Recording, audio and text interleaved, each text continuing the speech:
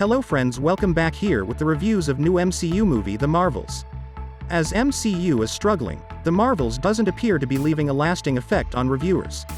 The second part of Captain Marvel's voyage in the MCU has received negative early reviews. More than ever, there is risk associated with the future MCU film receiving negative reviews after Marvel Studios was taken aback by the negative response to Ant-Man and the Wasp: Quantumania, which introduced the universe's next major antagonist. In addition to Captain Marvel, the film introduces Ms. Marvel from Disney Plus and Monica Rambeau, the adult version of her best friend's child. After becoming entangled, the three battles alongside one another, with each application of their powers causing them to change locations by teleporting through space. With the knowledge of the Marvels at hand at the time of writing, MCU aspirants could not have been more unprepared for such a lackluster premiere. Here are some reasons the Marvels failed to win the hearts of the critiques. Number 1. The story has major flaws. To overthrow the despotic Dar-Ben, Carol Danvers, Monica Rambeau, and Kamala Khan must band together using their combined linked powers. Critics have described the film as a journey from one set piece to another, seemingly without understanding how exactly these conflicting forces come together. The Marvels' potential score appears to be negatively impacted by early viewers' dissatisfaction with the absence of a defined narrative. Number 2. Dumb humor.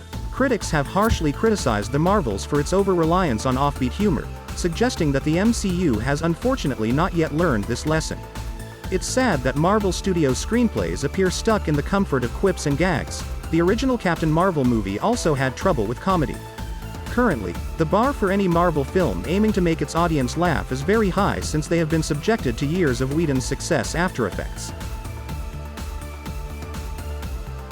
Number 3. Out-of-place musical segment. The film has a musical section with an entire planet of people who communicate through song and dance, perhaps inspired by the highly acclaimed Bollywood-adjacent dance performance from Khan's solo series.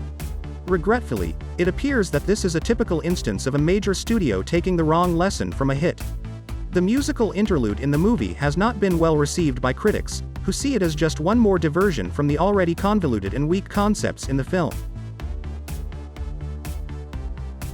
Number 4. Villain is a worse version of Thor Ragnarok's Hela. The MCU has had trouble in the past with antagonists. Even though there have been some memorable adversaries in the saga, like as Thanos and Loki, most of the other characters are unmemorable. The Marvels needed to defy this tendency with a strong, unforgettable enemy that seemed like a brand new foe for Captain Marvel and crew to take on in order to differentiate themselves from an increasingly identical library of vividly colored films. Regretfully, Dar-Ben, played by Zawe Ashton, doesn't seem to be much more remarkable than the uninteresting Marvel villains who came before her. Number 5. You need to prepare before watching The Marvels. Apart from the explanation of Ms. Marvel's origins in her own series, WandaVision is where Monica Rambeau first appears as an adult and acquires her powers.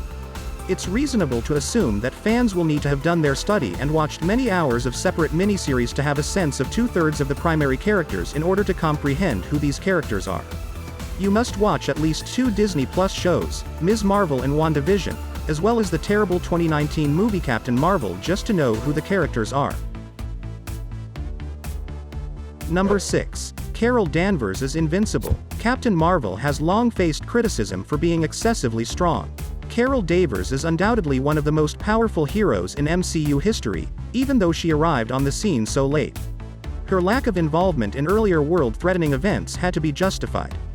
With the introduction of 2 new companions in the Marvels, fans may have thought that Captain Marvel's days of coming up with last-minute heroics would soon come to an end.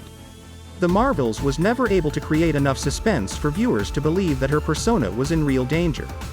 Fans can't go farther in their seats because Dar-Ben can't threaten them sufficiently, not even with the help of the formidable Quantum Band. Carol Danvers has spent 4 years in the Marvel Cinematic Universe and has failed to show signs of death. Number 7. None of the 3 heroines' personality is strong enough. The dynamics between the 3 main women becoming entwined by cosmic intervention is maybe the most potent hidden weapon the Marvels could have used against its early audience. The 3 women's chemistry will be intriguing to see as they work together, with Danvers having to balance her expectations of her fierce admirer Kamala Khan with accepting mature Monica as a colleague. While some reviewers have emphasized this specific characteristic as a plus, others have criticized the movie's attempt at togetherness as a marketing gimmick. Even the most critical commentators have commended Iman Vellani's efforts as Ms. Marvel, with many highlighting her connection with Carol Danvers as a particular high point in an otherwise confusing narrative. Regretfully, it appears that the team chemistry is still unable to break free from the Avengers' shadow, an unachievable bar that will be placed on each MCU team-up in the future. The Marvels might have been able to overcome the other flaws that detractors pointed out if they had been able to convince supporters of their remarkable team chemistry.